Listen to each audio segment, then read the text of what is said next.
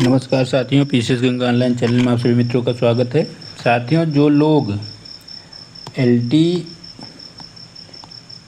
Mains देने जा रहे हैं या जीआईसी प्रवक्ता का मेंस देने जा रहे हैं, ठीक, जीआईसी लेक्चरर का, उनके लिए इतिहास प्लस ज्योग्राफी के दो मॉडल आंसर उनको बताने जा रहा हूँ कि उत्तर लिखना कैसे है आपको मुख्य परीक्षा में।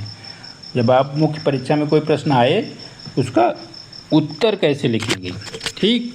तो दो प्रश्न मैंने हिस्ट्री से लिया है और दो प्रश्न ज्योग्राफी से। तो जिन लोगों का इतिहास और भूगोल है, इन दोनों प्रश्नों को ज़रूर देखें, उन्हें बहुत मार्गदर्शन होगा। अभी देखिए, आपकी परीक्षा तो नज़दीक आ गई है, तो आप लोगों ने कहीं न कहीं टेस्ट सीरीज या तमाम कोर्स लिए होंगे, पढ़े होंगे, लेकिन मेरा उद्देश्य सिर्फ यह है कि आपको एक मॉडल बताना कि उत्तर किस तरह से लिखें ताकि अधिक से अधिक नंबर प्राप्त कर सकें। अगर आप मेंस में 40% से नीचे आ गए नंबर, तो स्पष्ट रूप से नोटिफिकेशन में लिखा हुआ है कि अगर 40% से कम नंबर पाएंगे तो आप फेल हैं, तो आपका मुख्य परीक्षा देना कोई मतलब नहीं है। तो इतना अच्छा लिखिए, हालांकि कंपटीशन है, लेकिन इतना अच्छा लिखिए कि 40% वाला दायरा तो आराम से पास कर जाएं, क्योंकि आपके टेस्ट पेपर और एग्ज़ाम हॉल में पेपर देने से बहुत अंतर होता है। टेस्ट पेपर जो कराया जाता है सिर्फ बिजनेस है, टेस्ट पेपर से आपका कोई भी बैकग्राउंड चेक नहीं होता, ठीक। मैंने बहुत अच्छे से देखा है। आप लोग एग्ज़ाम हॉल में जब बैठते हैं तो आपको आती हुई बातें भी भूल जाती हैं, ठीक। तो इसलिए एग्ज़ाम हॉल को सब कुछ मानते हुए आप लोग वहाँ इतना कंसंट्रेट बनाएं कि आपको जो भी आ रहा है जानकारी है, उस प्रश्न के कोई उत्तर लेखन में कोई गलती ना हो। इस गलती से बचने का सबसे अच्छा तरीका होता है कि एक प्रारूप आप जानते रहिए उत्तर लेखन का। जब ये प्रारूप आप जानते रहेंगे तो आपको उत्तर लिखने में कोई दिक्कत नहीं होगी और नंबर भी अच्छा मिलेगा, ठीक। ज़रूरी है, जैसे उसको समझिए। मैंने एक प्रश्न लिया है, दो प्रश्न इतिहास के, दो भूगोल के। पहला प्रश्न देखते हैं, लॉर्ड वेलेस्ली की सहायक संधि का आलोचनात्मक मूल्यांकन। अब प्रश्न किसी भी तरीके से पूछे कि लॉर्ड वेलेस्ली की सहायक संधि पर टिप्पणी करिए या इसकी व्याख्या कीजिए या इसका विवरण दीजिए या किसी भी तरीके, तो सभी प्रश्न पक्षों को मैंने समाहित किया है। 1798 में भारत के गवर्नर जनरल बने लॉर्ड वेलेस्ली का मुख्य उद्देश्य क्या था? भारत में ईस्ट इंडिया कंपनी के शासन को अस्थायी, सुरक्षित और शक्तिशाली बनाना। ये बात याद रखिएगा, ईस्ट इंडिया कंपनी के शासन को अस्थायी, सुरक्षित और शक्तिशाली बनाना मुख्य उद्देश्य था। उन्होंने इसके लिए क्या किया? पहले से चली आ रही शांति और निष्पक्षता की नीति का त्याग कर दिया और उसके स्थान पे कूटनीति, युद्ध और विस्तारवाद की नीति को अपनाया। बस इतना ही लिखना है आपको भूमिका में, ठीक। आपको भूमिका में यहीं तक लिखना है। कहाँ तक? यहाँ तक।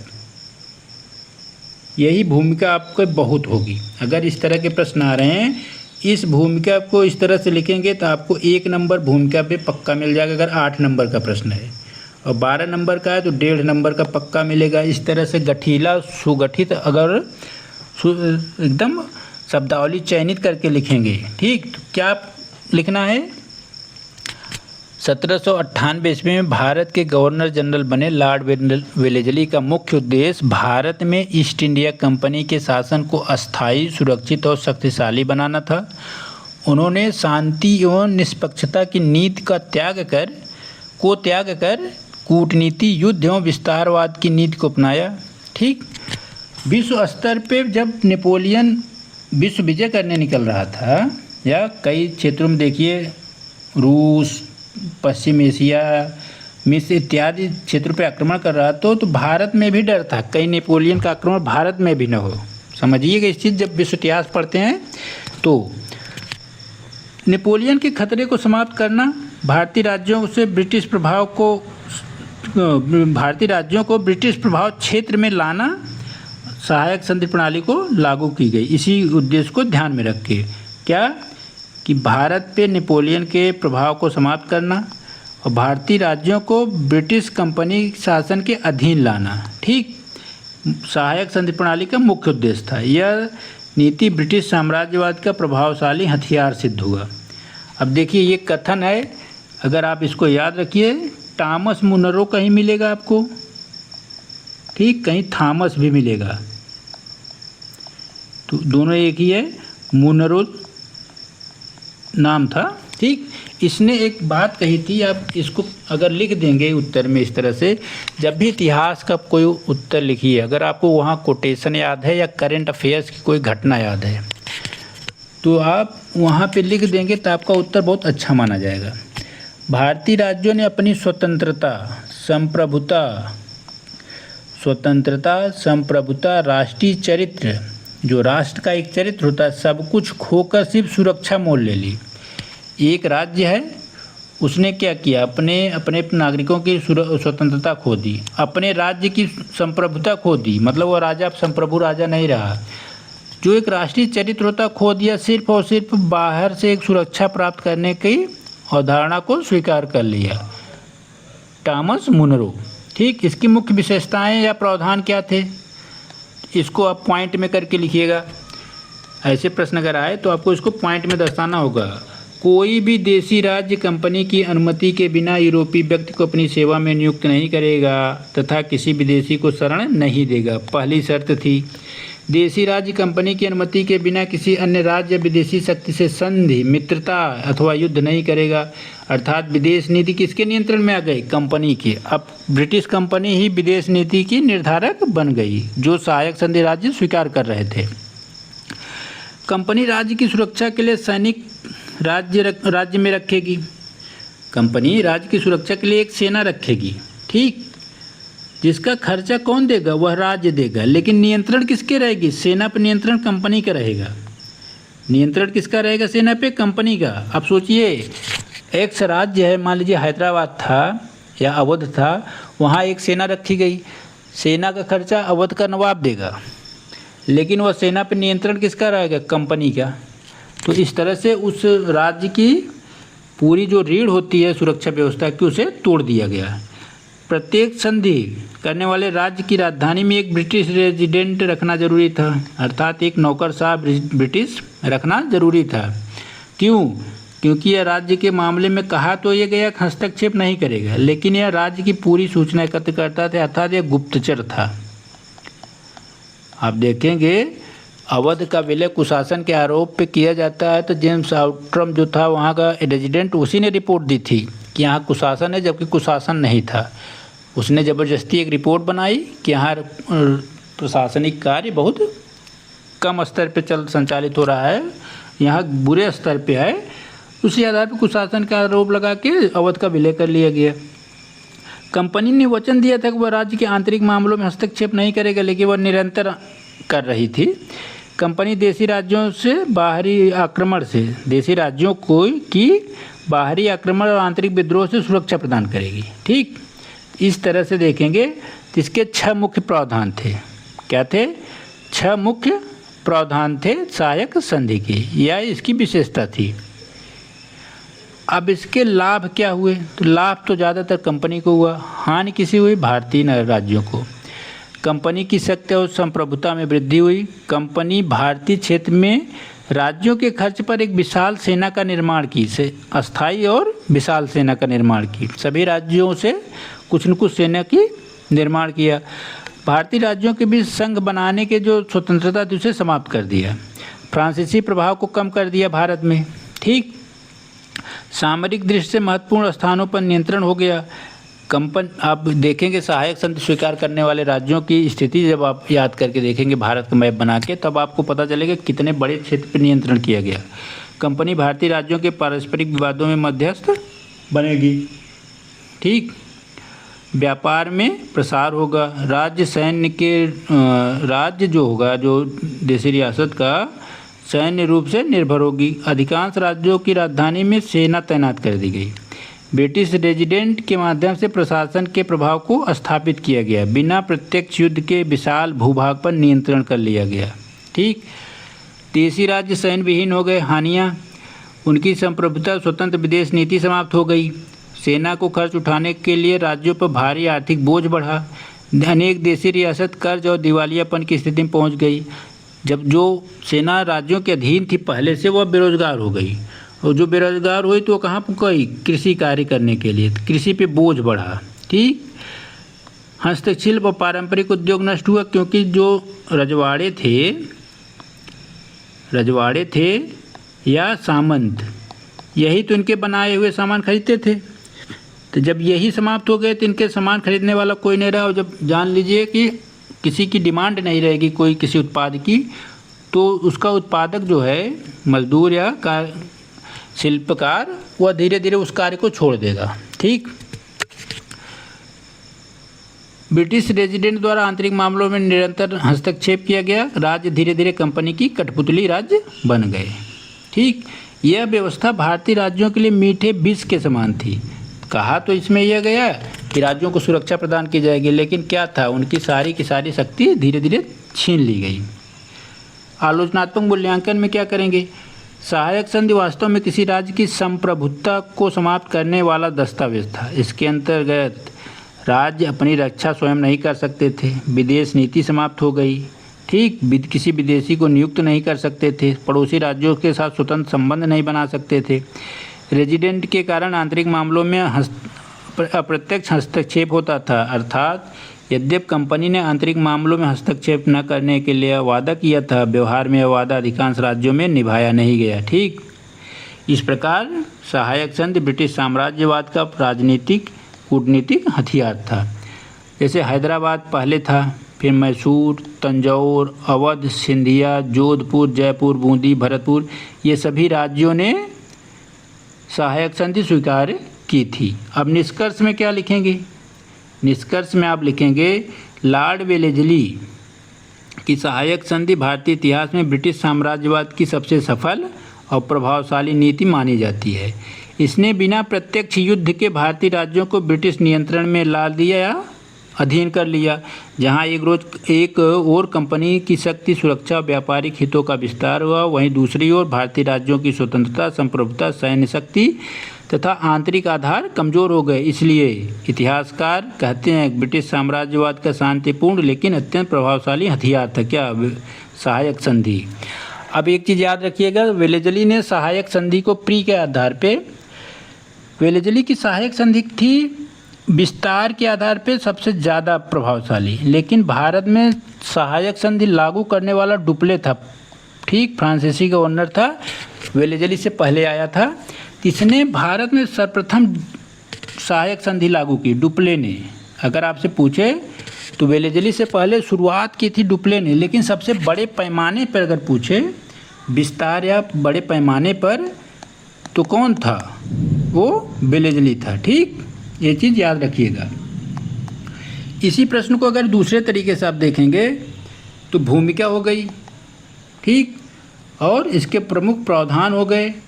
और लक्ष्य क्या था वेलेस्ली का, लक्ष्य इस तरह से था कि कंपनी के शासन को अस्थायी तो शक्तिशाली बनाना, नेपोलियन का भय, फ्रांसीसी प्रभाव को समाप्त करना, भारतीय राज्यों को ब्रिटिश कंपनी के परिधि में लाना, सामरिक दृष्टि से महत्वपूर्ण स्थानों पर नियंत्रण स्थापित करना, इसका लक्ष्य था। ठीक।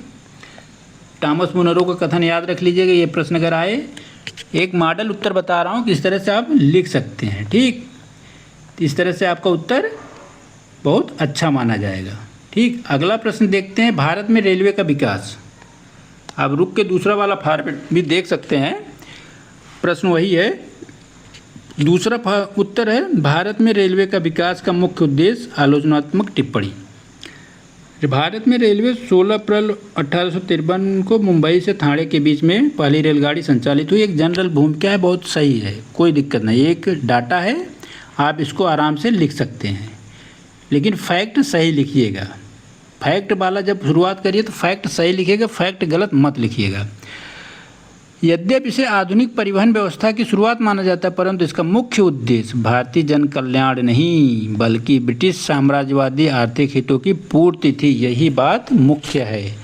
भारत में वह जन कल्याण करने नहीं आए थे, तो धीरे धीरे भारत में जन कल्याण का कार्य होने लगा, वो अलग चीज़ थी, लेकिन उनका मुख्य उद्देश्य क्या था, साम्राज्यवाद को विस्तारित करना, आर्थिक हितों की पूर्ति करना।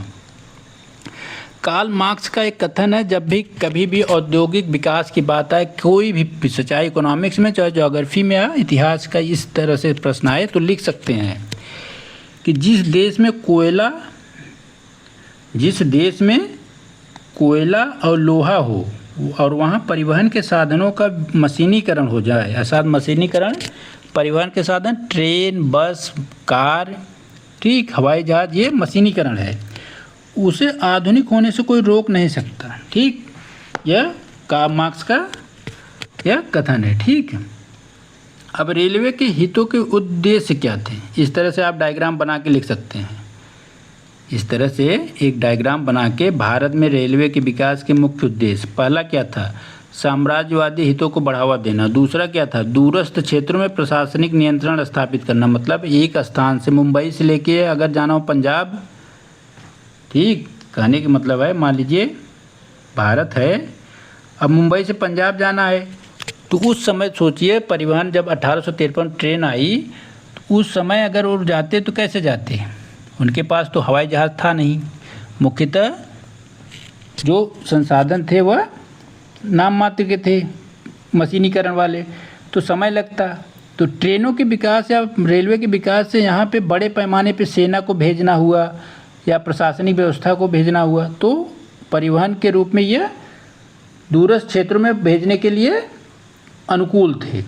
परिवहन का तीव्र विकास हुआ साधन के रूप में, परिवहन को तीव्र साधन उपलब्ध कराना, सेना की तीव्र पहुंच सुगम करना, ठीक, विद्रोहों को शीघ्रतापूर्व दमन किया जा सके, भारतीय बाजार तक ब्रिटिश वस्तुओं की पूर्ति, मान लीजिए बम्बई बंदरगाह ब्रिटेन के औद्योगिक कपड़े आए, कोई भी सामान निर्मित हुआ और उसे भेजना है झारखंड, छत्तीसगढ़, आंध्रा, तो ट्रेन के माध्यम से सुगमता से उसे भेजा जा सकता था। साथ ही साथ भारत के केंद्र बीच से किसी भी स्टेट से कोई चीज़ लाना, जैसे कपास मध्य प्रदेश या गुजरात और महाराष्ट्र से लाना था मुंबई गुजरात के बंदरगाह, तो ट्रेनों के माध्यम से लाए, फिर पानी के जहाज़ से सीधा ब्रिटेन भेज दिए कच्चे माल को, या खाद्यान्न उत्तर प्रदेश से ले आए सीधा बंगाल भेजे या तो बम्बई, खाद्यान्न बेच के वहाँ से सीधा खाद्यान्न ब्रिटेन भेज दिया गया। ठीक, तो कच्चे माल के केंद्रों को बंदरगाहों से जोड़ा गया ताकि निर्यात को आसान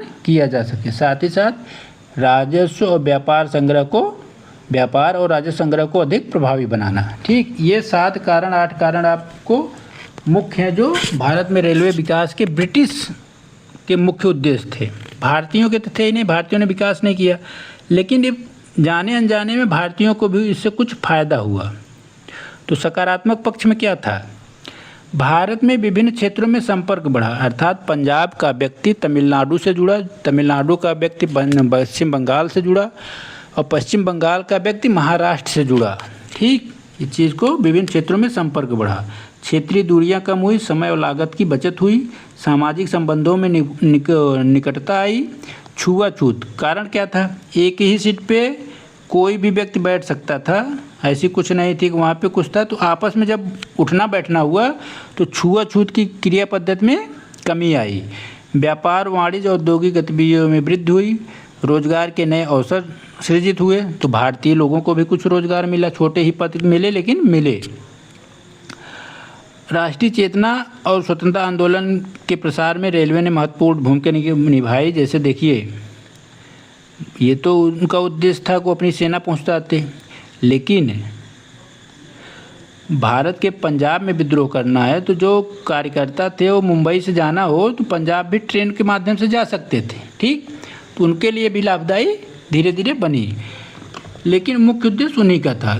साथ ही साथ देखिए नकारात्मक पक्ष क्या था, ये ज़्यादा खतरनाक था, धन की निकासी बढ़ी, प्रमुख साधन के रूप में कच्चे माल कपास, जूट, कोयला, लोहा इत्यादि बड़े पैमाने पर निर्यात किया गया और ब्रिटिश तैयार माल वहाँ की औद्योगिक क्रांति से भारत में आयात किया गया, खाद्यान्नों का निर्यात की गई, कई क्षेत्रों में अकाल और खाद्य संकट उत्पन्न होने लगे। रेलवे का उपयोग जनहित के अधिक विद्रोहों को दमन करने के लिए और साम्राज्यवादी नियंत्रण को बनाए रखने के लिए किया गया।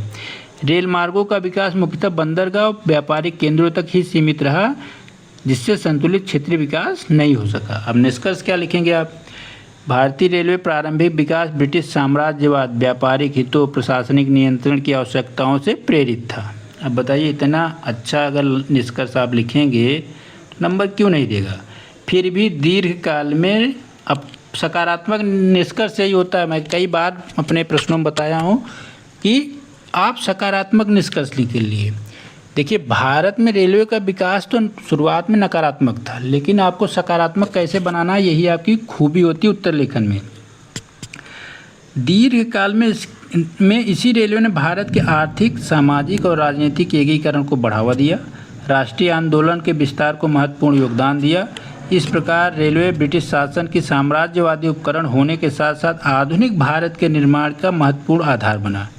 इतना अच्छा निष्कर्ष दे देंगे, इतना अच्छा आप इस प्रश्न को लिख देंगे, अगर 12 नंबर का आया है तो 7 नंबर कहीं नहीं गया है।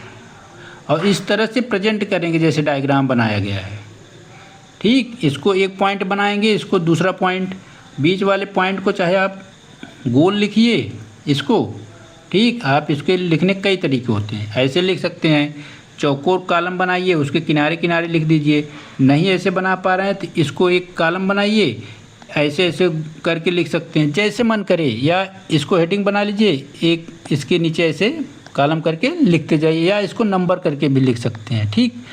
इस तरह से प्रेजेंट करेंगे तो आपको बेटर नंबर मिलेगा। ज्योग्राफी के कुछ प्रश्न देखते हैं। 2, भारत में मृदा के प्रकार, विस्तार, उनकी मूलभूत विशेषताएं, समस्याएं पर आलोचनात्मक टिप्पणी करिए, ठीक। पहले ऐसे प्रश्न जब आएँ जिसमें एक बात याद रखिए कि परिभाषा की आवश्यकता होती है। ऐसे कोई भी प्रश्न अगर आपको मिलें तो आप शुरुआत में, मैंने कई बार बताया है कि उस परिभाषा को ही लिख दीजिए। अब जैसे हम मृदा की समस्या पूछ रहा है, मृदा की पृथ्वी की उपजाऊ परत है, ऊपरी उपजाऊ परत है जो कृषि, जैव विविधता, खाद्य सुरक्षा के का आधार है। भारत की लगभग 55% से अधिक जनसंख्या प्रत्यक्ष या अप्रत्यक्ष रूप से कृषि पर निर्भर है। इसलिए मृदा केवल प्राकृतिक संसाधन नहीं बल्कि आर्थिक विकास और सतत विकास का आधार है। भारत की जलवायु, स्थलाकृति, मूल शैल, अपक्षय की विविधता के कारण यहाँ अनेक प्रकार की मृदाएं पाई जाती हैं। अब इसको क्या करना है, मैंने तो ऐसे बनाया है, लेकिन आप इसको मैप में बना दीजिए। लंबा प्रश्न जब आए तो आप इसको मैप में दर्शा दीजिए, ठीक। इसको आप मैप में दर्शा दीजिए। आप छोटा सा मैप बनाइएगा, बड़ा नहीं। अब जलोढ़ मृदा वाला क्षेत्र दिखा दीजिए, काली मृदा वाला क्षेत्र दिखा दीजिए, लाल और पीली मृदा वाला क्षेत्र दिखा दीजिए, लैटराइट भी इधर है, मरुस्थली दिखा दीजिए, पर्वतीय और वन वाली मृदा दिखा दीजिए। आप इसको आप सीधा सीधा मैप में दर्शा सकते हैं, आपका पूरा प्रश्न हो जाएगा, इसको लिखने की ज़रूरत नहीं पड़ेगी। लेकिन अगर मृदा का प्रकार ज़्यादा फोकस करे प्रश्न पे तो आप इसको लिख के थोड़ा सा समझाने का भी प्रयास करेंगे। जलोढ़ मृदा, उत्तर भारतीय मैदान, पंजाब, हरियाणा, उत्तर प्रदेश, बिहार, पश्चिम बंगाल, असम और तटीय डेल्टा क्षेत्र, ठीक। सबसे अधिक उपजाऊ, सर्वाधिक विस्तार, पोटास चूना की पर्याप्त मात्रा कमी होती है परंतु नाइट्रोजन और ह्यूमस अपेक्षा, पोटास और चूना मात्रा पर्याप्त होता है, नाइट्रोजन और ह्यूमस की कमी होती है। गेहूँ, धान, गन्ना, दलहन मुख्य फसल। काली मृदा, महाराष्ट्र, मध्य प्रदेश, गुजरात, तेलंगाना, उत्तरी कर्नाटक। बेसाल्ट शैलों से निर्मित है। नमी धारण करने की क्षमता सर्वाधिक होती है। कई बार प्री में पूछा गया किस मृदा में नमी धारण करने की क्षमता अधिक होती है, तो यह काली मृदा है। कपास मृदा भी कहा जाता है इसे, ठीक। यह कपास मृदा भी कहा जाता है इसे, क्योंकि कपास का सर्वाधिक उत्पादन इस मृदा में होता है।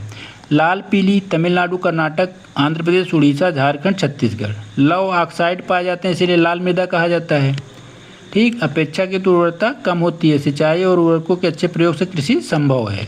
लैटेराइट, पश्चिमी घाट, पूर्वी घाट, केरल, कर्नाटक, मेघालय।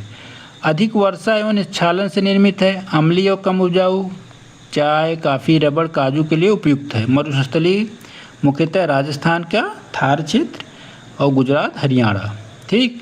रेतीली जल धारण क्षमता बहुत कम होती है, लवणता अधिक होती है। सिंचाई के बाद कृषि योग्य कुछ कार्यों के लिए बनाया जा सकता है। फिर पवन या पर्वतीय मृदा हो जाती है, ठीक। अब इसकी मुख्य समस्याएं क्या है, ये प्रश्न का मूल है। मृदा अपरदन, उर्वरता में कमी, निरंतर कमी हो रही, लवणता, क्षारीयता में वृद्धि, जल भराव, मरुस्थलीकरण, रासायनिक उर्वरकों, कीटनाशकों का अत्यधिक उपयोग होने से मृदा में प्रदूषण बढ़ रहा है। मृदा प्रदूषण जैविक कार्बन ह्यूमस की कमी है, शहरीकरण औद्योगिकरण से भूमि कृषि भूमि का ह्रास हो रहा है, जलवायु परिवर्तन के कारण मृदा गुणवत्ता में गिरावट आ रही है। अब देखिए इसके, अब ये बाद में लिखिएगा, पहले इसके सुधार के उपाय कुछ लिख दीजिए। समस्याएं हैं तो उपाय होना चाहिए। समूह की जुताई, सीढ़ीदार खेती, वनीकरण, सामाजिक वानिकी, फसल चक्र अपनाना, मिश्रित खेती अपनाना, जैविक खाद, हरी खाद, वर्मी कंपोस्ट का उपयोग, संतुलित उर्वरक उपयोग, सूक्ष्म पोषक तत्वों का उपयोग, वर्षा जल संचयन, सूक्ष्म सिंचाई तकनीक को बढ़ावा देना, लवणीय और क्षारीय भूमि का वैज्ञानिक पुनर्वास, मृदा स्वास्थ्य कार्ड योजना का प्रभावी क्रियान्वयन, किसानों में मृदा संरक्षण संबंधी जागरूकता, आधुनिक तकनीकों का विकास करना। अब ये बताइए, अगर इतनी बातें आपको याद हैं और एक डायग्राम में आप लिख देंगे तो कौन सी बात छूट रही मृदा संरक्षण से? मृदा संरक्षण से संबंधित कौन सी बात छूट रही है जो आपका प्रश्न अधूरा होगा? तो प्रश्न को पूरा करने के लिए पूरा मैटर भी आपको ध्यान देना पड़ेगा। ठीक, अब आलोचनात्मक मूल्यांकन करेंगे। भारत में मृदाओं की विविधता कृषि के उत्पादन की दृष्टि से अत्यंत अनुकूल है, किंतु असंतुलित कृषि पद्धतियों, अत्यधिक भूजल दोहन, रासायनिक उर्वरकों पर निर्भरता, वनों की कटाई मृदा स्वास्थ्य को गंभीर रूप से प्रभावित किया है। यदि वर्तमान प्रवृत्ति जारी रही तो खाद्य सुरक्षा, पर्यावरणीय संतुलन और ग्रामीण अर्थव्यवस्था पर प्रतिकूल प्रभाव पड़ेगा। इसलिए केवल उत्पादन बढ़ाने के बजाय मृदा स्वास्थ्य संरक्षण पर समान बल देना आवश्यक है। इस तरह से आप जब लिखेंगे, पहले समस्या, फिर सुधार के उपयोग रणनीति, फिर आलोचनात्मक मूल्यांकन, फिर लिखेंगे निष्कर्ष। ठीक, और इसको पॉइंट में ही लिखिएगा इन दोनों को, तो या डायग्राम में। इसको आप पैराग्राफ में लिखिएगा। एक बात याद रखिए, जब भी किसी प्रश्न में आलोचनात्मक मूल्यांकन हो तो आलोचनात्मक मूल्यांकन का मतलब होता है पक्ष और विपक्ष दोनों को दिखाना। और पक्ष विपक्ष दिखाने के लिए कभी आप डायग्राम का प्रयोग कम कीजिएगा, बहुत कम कीजिएगा। अगर कर भी ले रहे हैं तो व्याख्यात्मक जरूर लिखिएगा, मतलब पैराग्राफ में। इसको पैराग्राफ में आप लिख सकते हैं। ठीक, लिखने का ही प्रयास करिए। मैं तो यही कहूँगा 100% मूल्यांकन को पैराग्राफ में लिखिए। समस्या हुई, सुधार हुआ, उसके प्रकार हुआ, महत्व, विशेषताएं आप डायग्राम में लिखिए। अब देखिए निष्कर्ष। मृदा जो है भारत की कृषि अर्थव्यवस्था की आधारशिला है। इसकी विविधता भारत की सबसे बड़ी प्राकृतिक संपदा है, किंतु बढ़ते पर्यावरणीय दबाव, असंतुलित कृषि पद्धतियों के कारण मृदा संरक्षण आज राष्ट्रीय प्राथमिकता बन गया है। वैज्ञानिक प्रबंधन, आप देखिए सकारात्मक की तरफ बढ़ रहे हैं। यहाँ तक तो हमने एक सामान्य बात बता दी। अब कैसे सकारात्मक निष्कर्ष लिखा जाता है वही याद रखिएगा। वैज्ञानिक प्रबंधन, सतत कृषि, जैविक खेती, जन भागीदारी के माध्यम से मृदा की उर्वरता को सुरक्षित रखते हुए खाद्य सुरक्षा, पर्यावरण संरक्षण, सतत विकास के लक्ष्यों को प्राप्त किया जा सकता है। अतः स्वस्थ मृदा ही समृद्ध किसान और विकसित भारत का आधार है। या आप ऐसे भी लिख सकते हैं निष्कर्ष के लास्ट में, स्वस्थ मृदा ही समृद्ध किसान और भारत का आधार है। यह विकसित भारत 2047 के सपने को साकार करने का एक प्रभावी उपकरण है। तो आप 2047 की भी चर्चा यहाँ पे कर सकते हैं। इस तरह से आपका उत्तर पूरा होगा। 12 नंबर में 8 नंबर कहीं नहीं गया, गारंटी के साथ बोल रहा हूँ। इस तरह से अगर लिखेंगे। एक और प्रश्न ले लेते हैं। भारत में बढ़ते भूस्खलन की समस्या, आप देखेंगे हिमालयी क्षेत्रों में, केरल में कई जगहों पे भूस्खलन की घटनाएं हुई। अभी कल की न्यूज़ में देखे होंगे, वायरल वीडियो है केरल में, खास करके एक भूस्खलन हुआ जहाँ पे बड़े पैमाने पे मलबा बहते हुए देखा गया। पूर्वोत्तर में भी भूस्खलन हुआ है, अरुणाचल में। हाँ, हिमाचल और उत्तराखंड में भी भूस्खलन हुआ है, अभी जो 1-2 दिन में बारिश हुई है। तो भूस्खलन की जब प्रश्न पूछ रहा है भूस्खलन पे, तो आपको परिभाषा लिखना ज़रूरी हो जाता है। और मैं यही सजेशन हमेशा दूंगा कि जब भी ऐसे प्रश्न आए जिसमें एक परिभाषिक शब्दावली हो, तो आप उसके भूमिका को लिखने के लिए ज़्यादा माथापच्ची मत करिए। उस शब्द की जो परिभाषा है वही से शुरुआत कर दीजिए। ठीक, और अच्छी परिभाषा लिखिए, बना के थोड़ी सी अच्छी गठीली हो, ताकि एग्जामिनर को लगे कि अंदर अच्छा मैटर होगा जब पहली लाइन दूसरी लाइन ही बहुत अच्छी है। वह प्राकृतिक या मानव जनित प्रक्रिया जिसमें गुरुत्वाकर्षण के प्रभाव से चट्टानें, मिट्टी, मलबा, अवसाद ढाल के सहारे नीचे की ओर खिसक जाते हैं। ठीक, उसी को भूस्खलन कहते हैं। भारत का लगभग 12 से 15% भौगोलिक क्षेत्र भूस्खलन के दृष्टि से संवेदनशील है। हिमालय, पश्चिमी घाट, पूर्वोत्तर में यह समस्या बहुत लगातार गंभीर होती जा रही है। सामयिक उदाहरण देना जरूरी हो जाता है। ठीक, 1-2 उदाहरण आप लोग याद रखा करिए। कुछ भी प्रश्न आए अगर आप करंट से जोड़ देंगे तो बहुत अच्छा उत्तर बन जाएगा। कुछ नहीं करना होता, 2 लाइन लिखना होता है। 2014 वायनाड की घटना याद है। वायनाड में ही कल फिर से आया है। अत्यधिक वर्षा के कारण भीषण भूस्खलन हुआ, सैकड़ों लोगों की मृत्यु हुई, व्यापक जनधन की क्षति हुई, अनेक गांव प्रभावित हुए। इतना एक ही घटना लिख दीजिए। अगर 2-3 घटना याद है तो आप दोनों घटनाओं को संकुचित करते हुए छोटी लाइन में हिमाचल उत्तराखंड के क्षेत्रों में बार बार भूस्खलन, 4 धाम यात्रा, राष्ट्रीय राजमार्ग, अनेक गांव प्रभावित हुए। ठीक, ये आप जोड़ सकते हैं, इससे उत्तर आपका प्रभावी बनेगा। ठीक, अब कारण क्या है? तो कारण को डिवाइड करिएगा इस तरह से, एक प्राकृतिक कारण है, एक मानव जनित भूस्खलन के। ऐसी क्रियाओं में जरूर याद रखिएगा जहां मानव जनित प्रभाव है तो उसको भी दर्शाइए और प्राकृतिक भी। अत्यधिक वर्षा, लगातार वर्षा, भूकंप, भूगर्भीय हलचल, तीव्र ढाल, कमजोर चट्टानी संरचना, नदियों द्वारा ढालों का कटाव या परिवहन, जलवायु परिवर्तन के कारण अनियमित अत्यधिक वर्षा। मानव वन का दोहन कौन कर रहा है? प्रकृति तो कर नहीं रहे, मानव ही काट रहा अपनी आवश्यकता के अनुसार। मनुष्य को जो जरूरत है वैसे वन की कटाई कर रहा है। अनियोजित सड़क, सुरंग और भवन निर्माण, पर्वतीय क्षेत्र में अवैज्ञानिक खनन, जल विद्युत परियोजनाओं, विस्फोटकों का किया जाना अत्यधिक प्रयोग, अनियंत्रित पर्यटन और शहरीकरण, ढालों पर अनियोजित खेती और निर्माण कार्य। साथ ही साथ क्या करते हैं, बांध भी बना देते हैं, बांधों से भी भूस्खलन की क्रिया हो जाती है। ठीक, इत्यादि ये मानव जनित कारण है। तो इसको अलग अलग तरीके से आप दोनों को प्रेजेंट कर सकते हैं। अब इसका प्रभाव क्या होता है? जनधन की हानि होती है, परिवहन के साधनों का बाधित होता है, सड़क, रेल, संचार व्यवस्था बाधित होती है, नदियों के मार्ग अवरुद्ध हो जाते हैं, बाढ़ का खतरा होता है या नदी के मार्ग में परिवर्तन हो जाता है। कृषि भूमि वन संपदा विनाश हो जाती है, विनाश का कारण बनती है। स्थानीय अर्थव्यवस्था, पर्यटन, आजीविका पर प्रतिकूल प्रभाव पड़ता है। पारिस्थितिकी तंत्र, जैव विविधता को नुकसान पहुंचता है। ठीक, ये होते है आपका प्रभाव। अब इसको रोकथाम की वैज्ञानिक पद्धति याद रखिएगा। इसको थोड़ा सा ऐसे लिखेंगे तो प्रभावी उत्तर होगा। भूस्खलन रोकथाम की वैज्ञानिक पद्धति क्या है? संरचनात्मक, जैविक, तकनीकी। ठीक, तो रिटर्निंग वॉल बनाना मतलब दीवार टाइप का बनाना उन क्षेत्रों में, ढालों पर रॉक बेल्टिंग, संक्रीट जो होता है कंक्रीट वाला या शॉर्टेज सेलिंग रेलिंग बनाना होगा। ठीक, ये रेलिंग बनाई जाती है।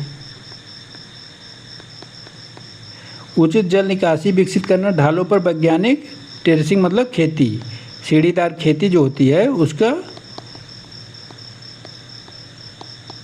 वैज्ञानिक प्रबंधन करना। जैविक उपाय, वनारोपण, अधिक से अधिक वन लगाना।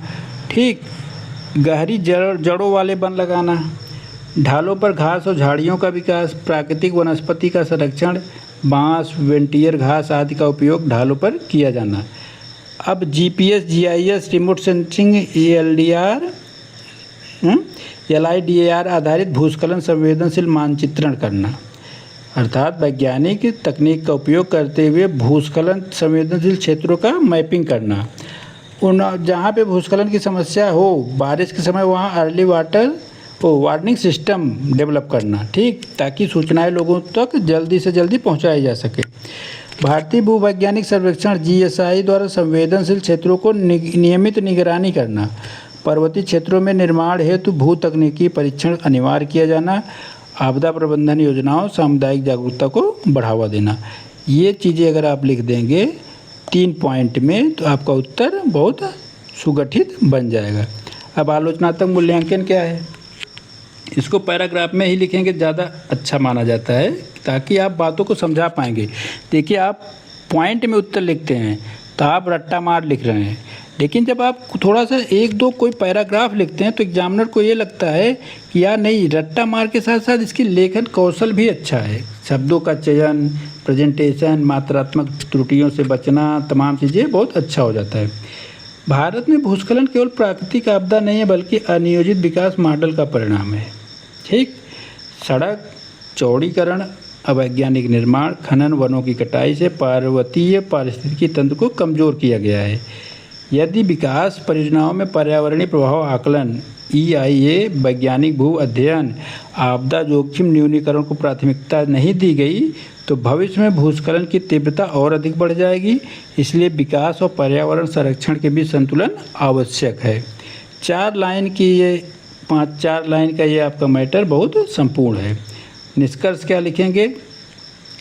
भूस्खलन भारत के पर्वतीय क्षेत्रों में उभरती हुई गंभीर पर्यावरणीय और आपदा संबंधी चुनौती है। ठीक, जलवायु परिवर्तन के इस दौर में केवल राहत पुनर्वास ही पर्याप्त नहीं है बल्कि पूर्वानुमान करना, वैज्ञानिक योजना, टिकाऊ आधारभूत संरचना विकसित करना, वनीकरण, आधुनिक भू स्थानिक तकनीकों पर आधारित दीर्घकालिक रणनीति अपनाना, आपदा के बाद राहत से अधिक प्रभावी है आपदा से पहले वैज्ञानिक तैयारी।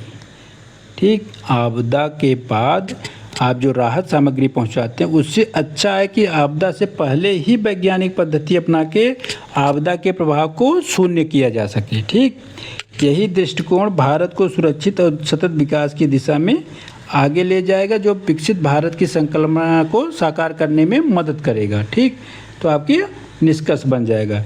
इस तरह से 4 प्रश्नों के माध्यम से मैंने 4 प्रश्न बताए हैं। प्रश्न आएंगे नहीं आएंगे कोई गारंटी तो मैं नहीं कह सकता, लेकिन मॉडल ज़रूर इस तरह से अपनाइए, आप लोग अपने सिलेक्शन को सरल बना सकते हैं। इस तरह से अगर प्रेजेंट करेंगे, ठीक, इस तरह से प्रस्तुत करेंगे उत्तर, तो आपको याद रखिएगा 60% से लेकर 70% नंबर मिलेंगे।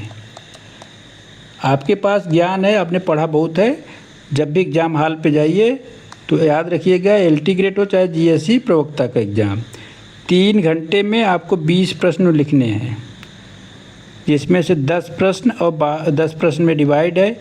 एक 8 प्रश्नों की सीरीज होगी, एक 12 प्रश्नों की। एक में 125 शब्द लिखने हैं, एक में 250 लगभग या 200। अब 125 को और 200 को आप 200 शब्द है और 125 शब्दों को आप 130 120 तक लिख सकते हैं और 200 को 190 तक आराम से लिख सकते हैं या 210 भी हो जाए। ज़्यादा नहीं होगा क्योंकि परीक्षा में समय कम होता है। आप 10-20 शब्द कम ही लिखिए लेकिन उत्तर पूरा लिखिए। मॉडल अच्छा हो, प्रश्न के सभी पक्ष हो, जितने भी बिंदु हैं सब पे लिखने का प्रयास करिए और निष्कर्ष हमेशा मैं बताता हूँ सकारात्मक एंडिंग करिएगा निष्कर्ष का। ठीक, जय हिंद साथियों, इसको आप लोग ज़रूर देखिए, आप लोगों के लिए बहुत हितकारी होगा।